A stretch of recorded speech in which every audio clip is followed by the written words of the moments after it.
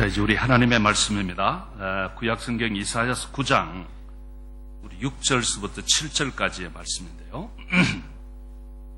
구약성경 978페이지입니다.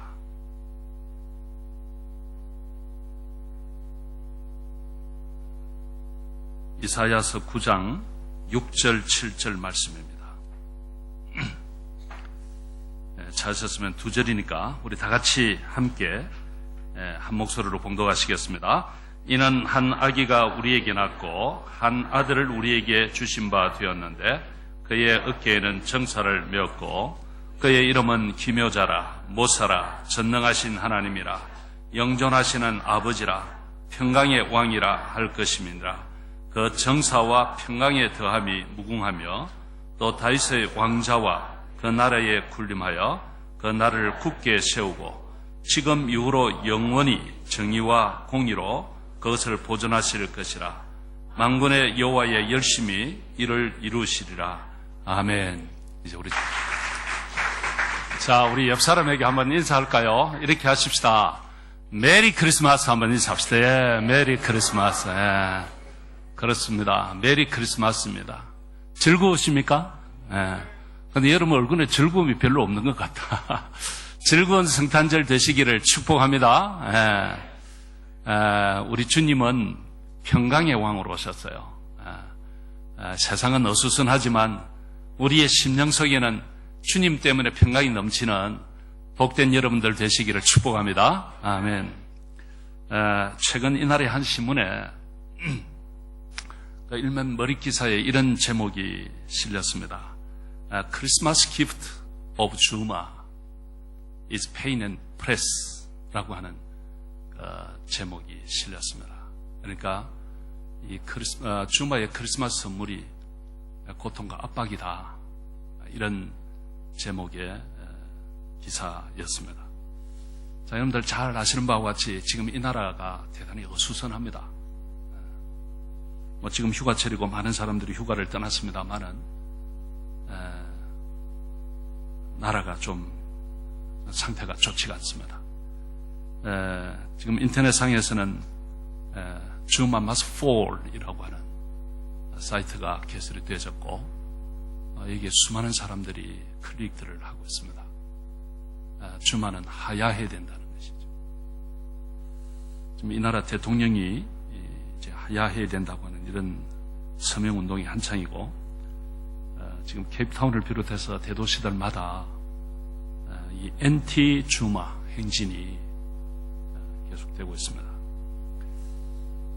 이런 가운데 지금 집권당 ANC 안에서도 이제는 주마가 내려와야 하는 것 아닌가, 이런 이야기들이 지금 공공연하게 나오고 있습니다. 여러분들 잘 아시는 바와 같이 이 나라 대통령 선거는 우리 직접 선거가 아니죠. 그래서 당을 이렇게 찍으면 그 득표에 따라서 대통령이 당에서 낸 사람이 되고 하는데요. 한때 이 나라가 문백기라고 하는 대통령이 집권당 ANC로부터 리콜을 받은 적이 있습니다. 불과 임기를 얼마 남겨놓지 않고 지금도 아마 그런 상황이에요. 혹시 올지도 모르겠다 하는 그런 생각이 들기도 합니다.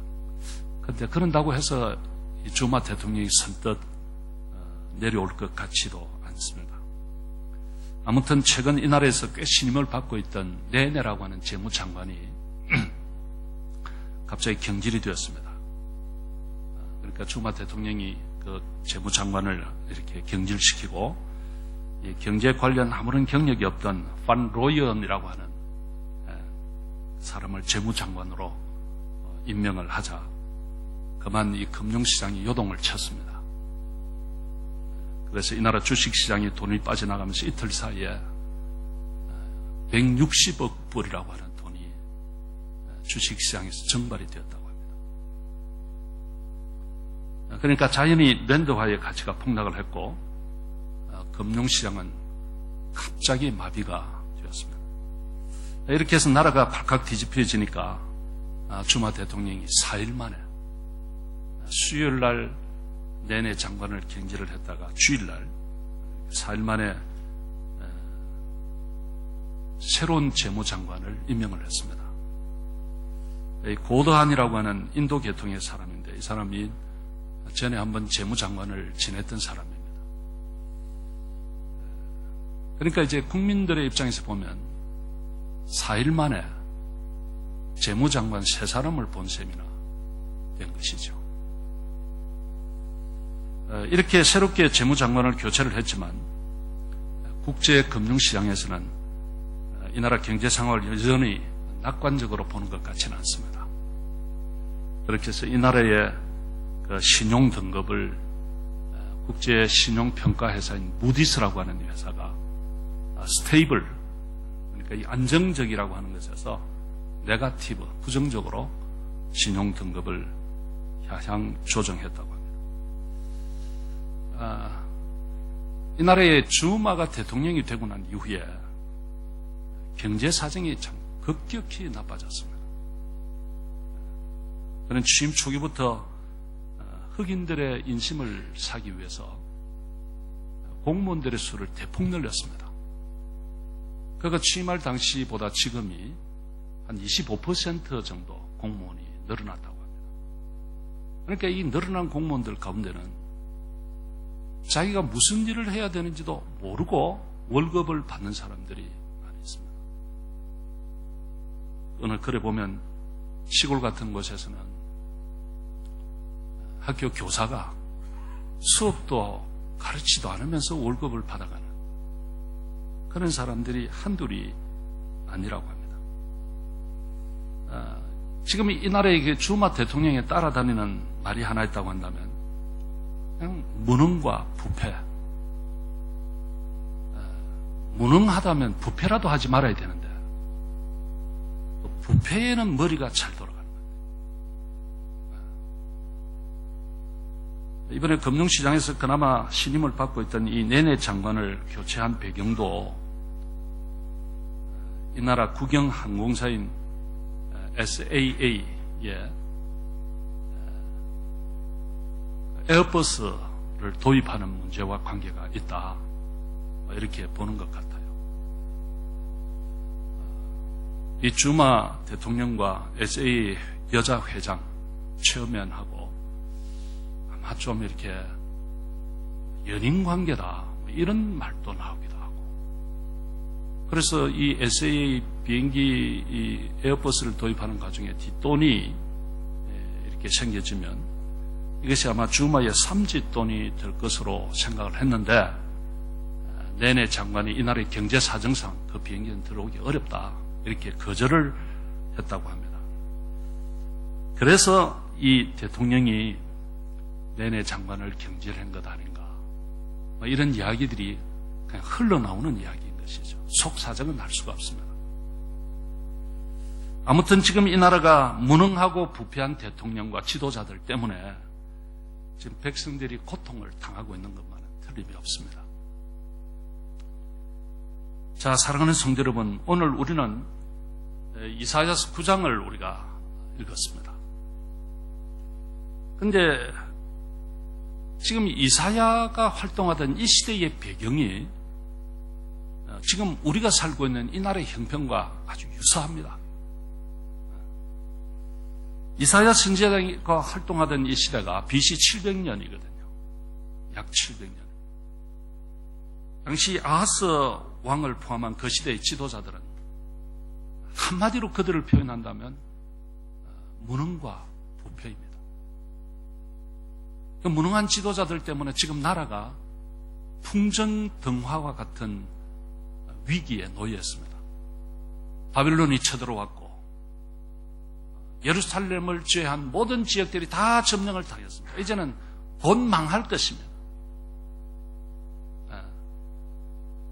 이런 무능한 지도자들 때문에 나라가 지금 이 지경이 됐는데 그럼에도 불구하고 그 당시 지도자들은 부패했습니다. 사치하고 향락에 젖어 있고 허영 속에 그들은 빠져 있었습니다. 바로 이런 때에 이사야 선지자가 역사의 무대에 등장을 합니다. 그리고는 백성들에게 외치기 시작합니다. 그의 외치는 내용이 무엇입니까? 그것은 하나님께서 한 지도자를 역사 속에 보내신다는 거예요. 그 지도자는 무능하지도 않고 부패하지도 않다는 것입니다. 그래서 그 지도자를 소망하면서 살라고 했습니다. 그러면서 이사야는 그 지도자는 어떻게 이 세상에 오게 되는가 하면 한 아기의 모습으로 오게 될 것이다. 이렇게 외쳤습니다. 놀라운 이야기죠. 하나님께서 이 역사 속에 한 지도자를 보내실 텐데 그 지도자는 아기의 모습으로 올 것이다. 그로부터 약 700년이 지난 어느 날 밤, 베들레헴 들판에서 양을 치던 목자들에게 천사들이 나타나서 이렇게 말했습니다. 그것이 누가복음 2장 10절에서 12절에 있는 말씀이에요. 우리 다 같이 한번 볼까요? 다 같이 한번 읽읍시다. 시작. 천사가 이르되 무서워하지 말라. 보라, 내가 온 백성에게 미칠 큰 기쁨의 좋은 소식을 너희에게 전하노라. 오늘 다윗의 동네에 너희를 위하여 구주가 나섰으니 곧 그리스도 주시니라. 12절. 너희가 가서 강보에 쌓여 구유에 누워 있는 아기를 보리니 이것이 너희에게 표적이라 하니라. 온 인류에게 미칠 구원의 큰 기쁨의 소식을 너희에게 전한다. 그런데 한 아기가 이 세상에 오셨다. 너희가 가서 강보에 쌓여 구유에 누워 있는 아기를 볼 것인데 이분이 바로 그분이다. 천사가 이런 말씀을 했습니다. 그러니까 이사야 선지자가 선포한 그 아기는 바로 이 베들레헴에서 탄생한 예수 그리스도라는 말입니다. 이사야 선지자는 계속해서 이 아기에 대해서 이렇게 말합니다. 그는 어깨에 정사를 메었다. 통치자라는 말씀이죠. 즉 이 아기가 통치자라는 것입니다. 온 우주를 통치하고 세계의 역사를 주관하게 될 것이라고 말씀합니다. 그래서 모든 개인과 모든 민족의 운명이 이 아기의 손에 달리게 될 것이라고 말씀하는 것입니다. 자, 여러분, 우리 예수님이 어느 날 성천하시기 전에 그 제자들을 불러놓고는 이런 말씀을 했습니다. 마태복음 28장 18절인데요. 우리 다 같이 한번 볼까요? 이런 말씀이에요. 다 같이 시작. 예수께 나와 말씀하여 이르시되 하늘과 땅의 모든 권세를 내게 주셨으니. 우리 주님이 하신 말씀이에요. 하늘과 땅의 모든 권세를 하나님이 내게 주셨다는 것이죠. 우리 주님이 통치자시라는 말씀입니다. 사도 바울은 어느 날 이렇게 말했습니다. 빌립보서 2장 10절에서 이렇게 말했는데요. 한번 볼까요? 이렇게 해서 다 같이요. 시작. 하늘에 있는 자들과 땅에 있는 자들과 땅 아래에 있는 자들로 모든 무릎을 예수의 이름에 꿇게 하시고. 그런데 하늘에 있는 자들이든 땅에 있는 자들이든 땅 아래에 있는 모든 자들이 그 예수 앞에, 그 이름 앞에 무릎을 꿇게 될 것이라는 것이죠. 만왕의 왕이시라는 것이죠. King of Kings. 사도 요한이 요한계시록에서 말했던 것처럼 만왕의 왕이요 만주의 주가 되십니다. 헨델의 메시아를 작곡할 때 무릎을 꿇고 작곡을 하면서 그분은 그렇게 왕의 왕, 또 주의 주, 왕의 왕, 또 주의 주, 예수님을 그렇게 찬양한 것입니다. 자, 그렇다면 이 성찬절은 바로 이 만왕의 왕이 오시는 것을 선포하시는 것이죠. 왕이 오신 것입니다. 그냥 우리는 이렇게 크리스마스 이렇게 하지만 온 우주를 다스리시는 왕이 아기의 모습으로 이 세상에 오신 날이 이 성탄절입니다. 이 날은 그냥 즐거워하는 날이 아니에요. 만왕의 왕이 오신 날입니다. 자, 그렇다면 이제 우리가 구체적으로 그분이 어떤 분이실까요? 우리가 믿는 그분, 만왕의 왕으로 오신 그분이 어떤 분이실까요? 우리가 이분에 대해서 설명하기가 참 쉽지가 않습니다. 쉽지가 않습니다. 자, 근데 오늘 제가 이 본문을 좀 선택한 것은요. 사실 이 본문을 전에도 언제 한번 한 적이 있어요. 그런데 여러분, 이 본문을 우리가 통해서 우리가 오늘 좀 보고자 하는 것은 뭐냐면, 이분을 이해하기 위해서 어떻게 접근하는 것이 보다 쉬운가 하면 이분의 이름으로 접근하는 것이 이분을 이해하는 데 훨씬 빨라요. 네. 자, 그렇다면 자, 이분은 어떤 분이십니까? 자, 오늘 본문 9절을 다시 한번 보십시다. 6절을 다시 한번 보십시다. 다 같이요. 시작. 이는 한 아기가 우리에게 낳고 한 아들을 우리에게 주신 바 되었는데 그의 어깨에는 정사를, 그까지 잠깐 세워놓으세요. 자, 여러분, 이게 지금 이사야가 예수님 오시기 약 700년 전에 하신 예언의 말씀이거든요. 그런데 여러분들, 이게 시제가 어떻게 나오는가 하면 이 본문에 시제가 과거형으로 나옵니다. 이는 한 아기가 우리에게 낳고, 날 것이고 아니고 낳고 한 아들을 우리에게 주신 바 되었는데, 과거입니다. 아니, 앞으로 오실 그분을 이야기하면서 어떻게 과거형을 쓸까 말이죠. 근데 이게 히브리어의 매력입니다. 히브리어 중에 이런 문법이 있습니다. 예언적 과거라고 하는 문법이 있습니다. 이게 뭐냐 하면, 자, 앞으로 되어질 일들을 예언할 때 그것이 너무도 명확하고 확실할 때, 마치 어제 일어난 것과 같은 방식으로 표현하는 방식이 있습니다. 이것을 가르쳐서 예언적 과거라고 합니다. 자, 여러분들, 우리가 영어에 가정법 과거라고 하는 것이 있습니다. 만일 당신이 이렇게 한다면 할 때 그 동사를 과거형을 씁니다. If you were 이렇게 쓰잖아요. 비슷한 거예요. 여기 예언적 과거, 예언적 과거. 이게 너무나 명확하게 일어날 일이기 때문에 과거형을 쓰는 것입니다. 이것이 성경에는 종종 있습니다.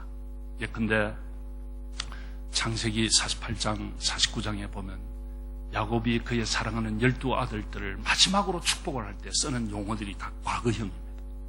앞으로 이렇게 될 것인데, 앞으로 그렇게 될 것이라고 하는 것을 쓰면서도 과거형을 쓰는 경우가 많이 있습니다. 자, 아무튼 다시 한번 띄워볼까요? 9장 6절. 그의 이름은, 하반절 다 같이 읽읍시다. 시작. 그의 이름은 기묘자라, 모사라, 전능하신 하나님이라, 영존하시는 아버지라, 평강의 왕이라 할 것입니다.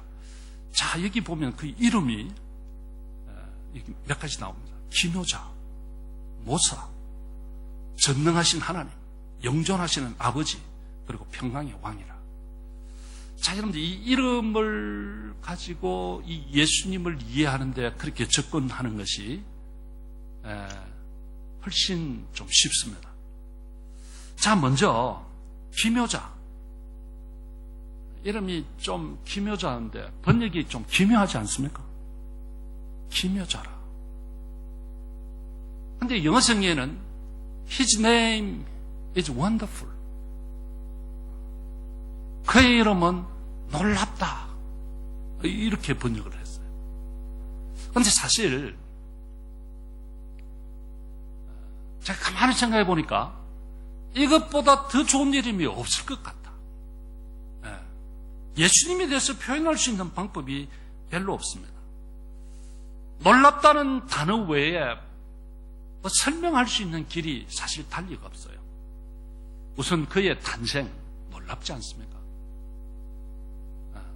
남자와는 아무 관계 없는 한 처녀의 몸에서 예수님이 오신 거예요. 그분이 탄생할 때 별이 움직이고 천사가 나타나서 이 사실을 알리고 놀랍지 않습니까? 그리고 또 그분이 하신 일이 얼마나 놀랍습니까? 그분이 말씀하시니까 성난 파도가 잔잔하게 되고 물이 변해서 포도주가 되고 정말 병든 사람이 고침을 받고 죽은 사람이 무덤에서 살아나고 놀랍지 않습니까? 그냥 나사로야 무덤 앞에서 나오너라, 죽어서 썩어 있는 냄새나는 사람을 향해서 나사로야 나오너라 그랬더니 그냥 돌문이 열려지고 나오는 거예요. 나오는 거예요. 어제도 한번 제가 말씀을 드린 것 같아요. 어떤 신학자는 거기 무덤 앞에 서서 그냥 나오느라 했으면 다 나왔을 거라고. 모든 무덤에 있는 사람들이 다 나왔을 거라고. 그런 해석을 했더라고요. 나사로야 나오느라. 나사로 나온 것이죠. 놀랍지 않습니까? 이 아기로 오신 예수님 정말 놀라우신 분입니다. 또 이 아이에게 붙이신 이름이 무엇입니까? 모사지, 모사. 사실 좀 어감은 좋지가 않습니다. 모사. 모사꾼이라는 말이 있잖아요. 모사꾼 어떤 사람들입니까?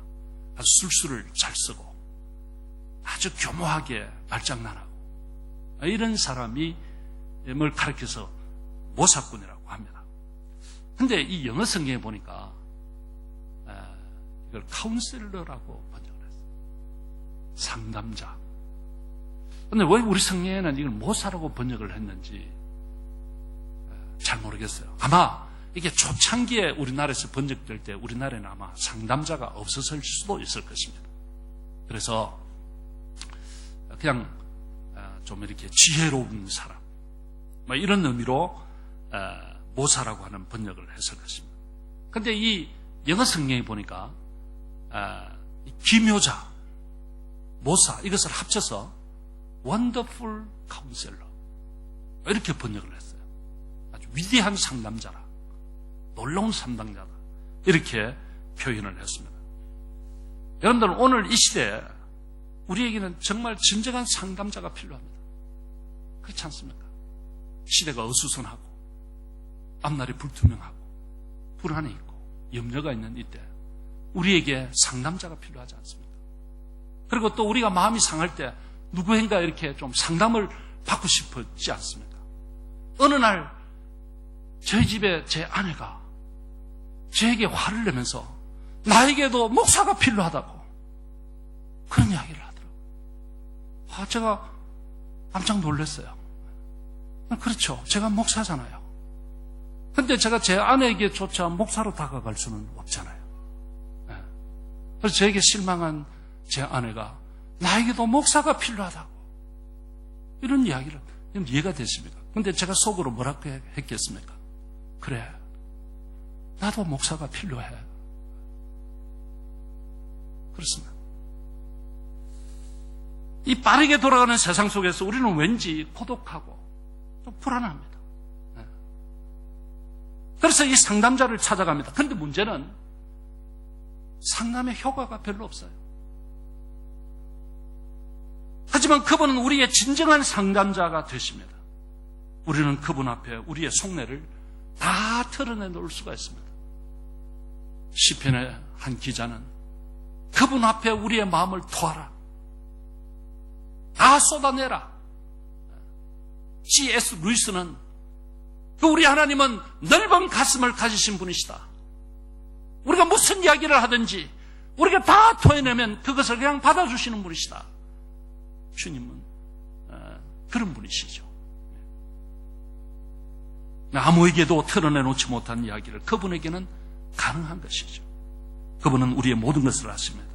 우리의 과거를 아시고 우리의 현재를 아십니다. 그리고 우리의 미래도 아십니다. 그래서 그분은 우리를 고치시고 우리를 바꾸시고 우리를 새롭게 하십니다. 그래서 누구든지 그분 앞에 나가면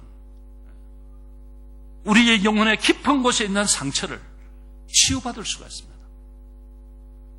사람들 앞에 가져가서 이야기를 해봐야 그 말이 그냥 온 동네에 막 다 돌아다닙니다. 근데 우리가 그 주님 앞에 나가서 내 속에 있는 속내를 다 털어내 놓으시면 주님께서 받으시고 우리를 치유해 주실 줄 믿습니다. 그분 앞에 털어내 놓으시기를 바랍니다. 주님 받아주시는 것이죠. 또 이 아이에게 붙여진 이름이 무엇입니까? 그것은 전능하신 하나님이십니다. 여러분, 이 아기는 그냥 아기가 아닙니다. 하나님이 사람을 몸을 입고 아기로 이 세상에 오셨습니다. 과거에 성경에 보면 사람들이 하나님을 보면 그 순간 죽었습니다. 그래서 하나님은 음성으로만으로도 우리에게 들려주셨습니다. 음성으로 들려주시고 어떤 때는 이렇게 불 가운데서 보여주시기도 하시고 뭐 이렇게 주님은 그런 모습으로 보여주시기도 했습니다. 그렇지만 사람들은 하나님을 정말 보기를 원했습니다. 하나님 한번 보여주십시오. 보고 싶습니다. 그렇잖아요. 오늘 우리도 그런 마음이 있죠. 한번 보았으면 좋겠습니다. 그래서 하나님은 사람의 모습으로 오시기로 작정을 했습니다. 그리고는 오셨습니다. 하지만 정작 사람들은 그분을 알아보지 못했어요. 그리고 그를 그냥 십자가에 매달아 죽여버렸습니다. 어느 날 빌립도 이런 말을 했습니다. 요한복음 14장에 보시면 주여 아버지를 한번 보여주시면 좋겠습니다. 그래 하면 족하겠습니다. 우리 예수님이 뭐라고 하셨습니까? 빌립아, 네가 지금 이렇게 오랫동안 나를 보고 있으면서 아버지를 보이라 하느냐? 나를 본 자는 아버지를 보았다. 그런 말씀을 주님이 하신 것입니다. 사람들은 하나님을 보고 싶어 했고, 그래서 하나님은 사람의 모습으로 세상에 오셨습니다. 그들에게 보여주기 위해서. 그런데 정작 오셨지만 사람들은 그를 알아보지 못했습니다. 그리고는 십자가에 못 박아서 그냥 죽여버렸습니다. 그분이 누구입니까? 전능하신 하나님. 우리의 소망이시며 우리의 모든 문제의 해답이 되시는 분이십니다. 또 이야기에 붙여진 이름이 무엇입니까? 오늘 보니까 영존하신 아버지라. 영성에는 everlasting father, 영존하시는 아버지다 이렇게 했습니다. 그런데 이 아기가 아버지예요. 이 아기가. 그러니까 이 아버지가 아기가 되셔서 오신 것입니다. 그런데 여러분, 이 아버지는 일단 세상의 아버지하고는 다릅니다. 자, 여러분, 이 땅에 있는 아버지는 한계가 있습니다. 약하지요. 병들기도 하지요. 또 실패도 하지요. 죽기도 합니다. 그래서 자식이 한창 아버지가 필요할 때 세상을 떠나기도 합니다. 그리고 땅에 있는 아버지는 우리를 실망시키실 때도 있습니다. 그러나 아기로 오신 이 아버지는 절대로 우리 곁을 떠나지 않습니다. everlasting father, 영존하시는 아버지라. 근데 이 아버지께서 어느 날 이렇게 말씀하셨습니다. 자, 여러분들 마태복음 7장 7절 8절 우리 잘 아시는 말씀인데요. 이런 말씀을 했어요. 한번 띄워주세요. 다 같이요. 시작. 구하라. 그리하면 너희에게 주실 것이요. 찾아라. 그리하면 찾아낼 것이요. 문을 두드리라. 그리하면 열릴 것이니라. 네. 자, 여기 보세요. 구하라. 그리고 찾아라. 문을 두드리라. 구하는 자가 얻을 것이고, 네. 또 찾는 사람이 찾아낼 것이고, 문을 두드리는 사람이 그 사람에게 열릴 것이다. 우리 주님께서는 이렇게 말씀하셨어요. 그러면서 어느 날 우리 주님이 이런 말씀도 하셨습니다. 마태복음 7장 11절에서 이런 말씀하셨어요. 11절 한번 띄워주세요. 자, 다 같이요. 시작. 지극히 7장 11절. 우리 방송실이 좀 바쁩니다. 다 같이요. 시작. 너희가 악한 자라도 좋은 것으로 자식에게 줄 줄 알거든 하물며 하늘에 계신 너희 아버지께서 구하는 자에게 좋은 것으로 주시지 않겠냐. 이게 무슨 말입니까? 너희가 악한 자라도 자식에게는 좋은 것으로 줄 줄 아는데 하늘에 계신 너희 아버지께서 구하는 자에게 좋은 것을 주시지 않겠느냐. 이 아버지는 우리에게 좋은 것을 주시는 분이시다. 주님께서 이렇게 말씀을 했습니다. 그런데 여러분, 그럼에도 불구하고 우리가 얻지 못한다면 왜일까요? 우리가 제대로 구하지 않았어요. 저는 이제 우리 교회 성도들 가운데 한 가지 참 안타까운 것 중에 하나는 뭐냐면, 분명히 해결돼야 할 부분이 있는데 하나님 앞에 글쎄 기도를 안 하시는 것 같아요. 잘 안 하는 것 같아요. 구하라. 그러면 얻을 것이요. 찾아라. 찾을 것이요. 문을 두드리라. 열린다. 얼마나 놀라운 말씀입니다. 너희가 악한 자라도 자식에게 좋은 것 줄 줄 알잖아. 그런데 하늘에 계신 하나님 아버지께서 너희들에게 좋은 것 안 주시겠냐? 이런 어마어마한 말씀이 우리 아버지가 하신 거예요. 그런데 우리가 얻지 못한다면 뭘까요? 안 구하는 거예요. 내가 해보겠다는 거예요. 하나님 말고 내가 하겠다는 거예요. 될까요? 근데 이렇게 말하는 분도 있어요. 목사님, 구해봤지만 별 소용이 없는 것 같더라고요. 그런 거 아니에요, 여러분. 네, 그런 거 아니에요. 그냥 내가 하나님 앞에 나가서 하나님 바라보면서 구하는 거예요.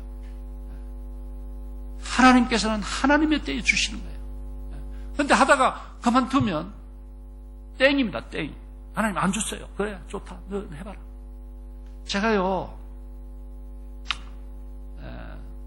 이 나라에 와서 처음에 어디 살면 저 켄싱턴에 살았습니다.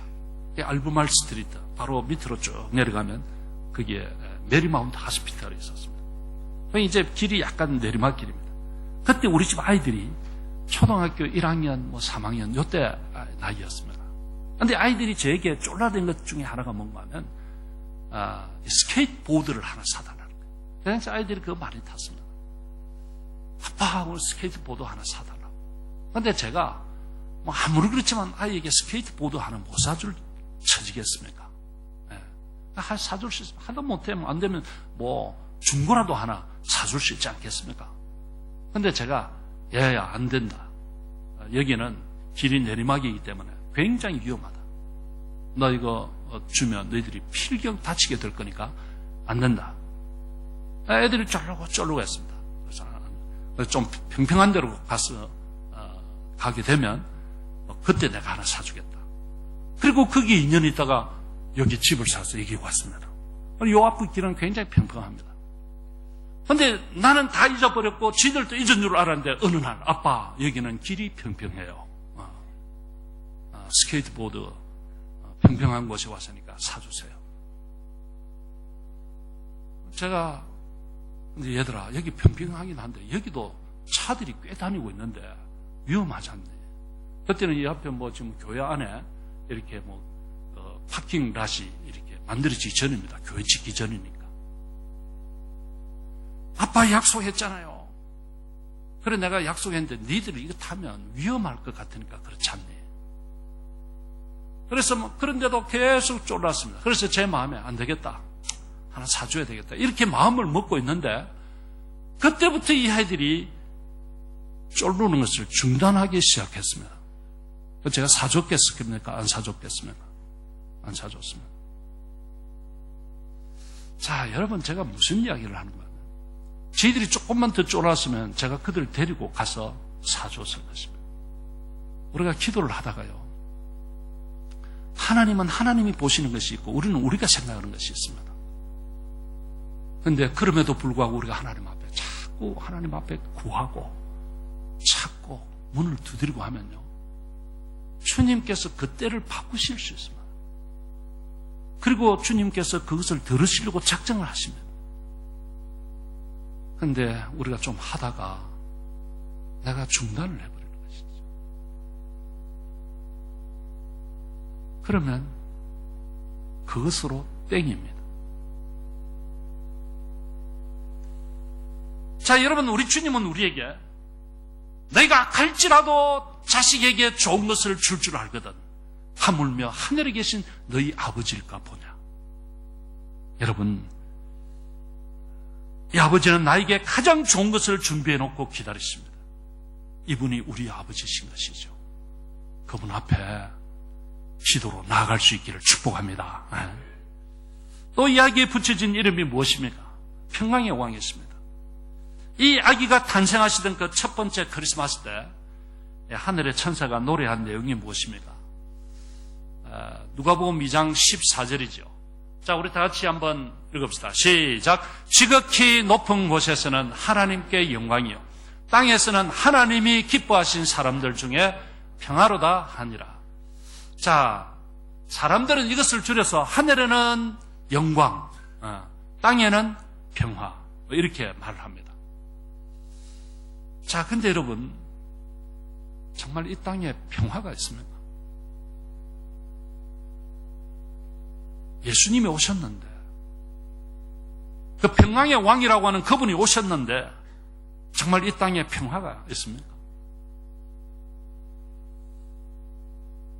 예수님이 오셨는데도 이 땅에는 전쟁과 테러가 끊임이 없습니다. 그리고 끊임없는 갈등과 어려움들이 계속되고 있습니다. 고통과 근심은 사라지지 않고 있습니다. 근데 여러분, 예수님이 평강의 왕이라고 하셨는데 그분이 오셨는데 왜 이럴까요? 그런데 성경을 잘 보시면 어떤 사람들에게 평강이 있다고 합니까? 자, 오늘 14절 다시 한번 봐요. 띄워보세요. 예, 같이 한번 잘 보세요. 같이 읽읍시다. 시작. 지극히 높은 곳에서는 하나님께 영광이, 땅에서는 하나님이 기뻐하신 사람들 중에, 어떤 사람들 중에? 하나님이 기뻐하시는 사람들 중에. 이게 뭘까요? 하나님이 기뻐하는 사람들 중에 평화라. 그러니까 여러분, 이 평강이 온 세상 사람들에게 다 있는 것은 아닙니다. 이 평강의 왕으로 오신 그분을 내 마음속에 모셔드린 사람들 심령 속에 평화가 있는 거예요. 여러분, 앞으로도 전쟁과 테러는 계속될 것입니다. 고통과 단식도 눈물도 갈등도 계속될 것입니다. 그러나 평화의 왕 되신 이 예수 그리스도를 영접하고 그 속에 예수님이 계셔서 하나님이 기뻐하시는 사람들 중에는 평안이 있을 것입니다. 여러분들 심령 속에 평강이 있었어요. 왠지 예수를 믿는다고 하는데 내 마음에 별로 평강이 없고 기쁨이 없다면 왜일까요? 우리 한번 다시 생각해 봐야 돼요. 왜일까요? 세상에는 걱정이 있고 염려가 있고 세상에는 전쟁이 있고 테러가 있고 공포가 있고 눈물이 있고 갈등이 있지만 그럼에도 불구하고 내 심령에는 평안이 있는 거예요. 여러분들 이 심령 속에 평강의 왕 되신 그 예수님을 모심으로 여러분들의 심령에 평강이 넘치시기를 주의 이름으로 축복합니다. 여러분들 어떤 사람에게 평강이 있나? 놀라우신 분, 힘유자 되시는 분, 원더풀 하신 분, 우리의 카운셀러 되신 분, 전능하신 하나님, 영존하신 아버지 되시는 분, 그분이 우리의 심령 속에 와 계신 분은 세상이 지금 어수선하고 어렵고 힘들고 내일이 불투명하고 그래도요, 그럼에도 마음에 평강이 넘치고 찬송이 가능한 것이죠. 평화 평화로다 하늘 위에서 내려오네. 주님이 주시는 평강이 뭐 세상이 아무리 복잡하게 돌아가고 그냥 떠들고 난리를 치고 해도 내 속에 그 평강의 왕 되신 분이 계시기 때문에 평강이 있는 거예요. 여러분들 심령 속에 이 평강이 넘치시기를 주의 이름으로 축복합니다. 이 크리스마스는 이 놀라우신 이 평강의 왕이 오신 날인 것이죠. 아직도 이 주님을 만나지 못하신 분들, 아직도 이 주님을 영접하지 못하신 분들이 이 자리에 혹시 계신다면 그 주님을 영접하여서 여러분들의 심령에 진정한 평강이 넘치는 복된 생이 되시기를 축복합니다. 자, 우리 기도하겠습니다. 우리가 이 말씀 생각하면서 하나님 앞에 한번 기도하며 나가시면 좋겠습니다. 하나님, 정말 놀라우신 분, 위대하신 분, 정말 평강의 왕 되신 분, 영원하신 아버지 되신 분, 이분이 이 세상에 오신 것은 나를 죄에서 구원하시고 나를 하나님의 자녀 삼아주기 위해서 이 세상에 오셨는데 하나님 감사합니다. 이제는 이 주님 때문에 내가 기뻐하고 주님 때문에 평강을 누리고 주님 때문에 감격하고 감사하며 살아가는 복된 생이 되게 해 주옵소서. 여러분들 아직 주님 모시지 못한 분들 계시면 이 시간 그 주님을 내 마음속에 모시기를 원합니다. 한번 기도해 보시기를 바랍니다. 우리 다 같이 한번 하나님 앞에 기도하면서 나아가시겠습니다. 거룩하신 하나님 감사합니다. 오늘 또 하나님께서 우리를 사랑하셔서 저희들을 주님 앞으로 불러주셨습니다. 무엇보다도 이 평강의 왕으로 오신 예수님, 만왕의 왕 되신 그 주님, 영존하신 아버지, 전능하신 하나님, 위대한 카운셀러, 놀라우신 분이 이 세상에 오신 것은 나를 죄에서 건지시고 나를 구원하셔서 하나님의 자녀 삼으시고 하나님 나라를 우리에게 유업으로 주시기 위해서 이 세상에 오셨다고 하는 것을 생각하면 얼마나 고맙고 감사한지 모릅니다. 주여, 이 평강이 우리의 심령 속에 충만하게 되게 하여 주시옵소서. 그래서 정말 감사하고 찬양하고 복된 생을 살아가는 저희들이 다 되게 하여 주시옵소서. 감사하오며 귀하신 예수님의 이름으로 기도합니다. 아멘.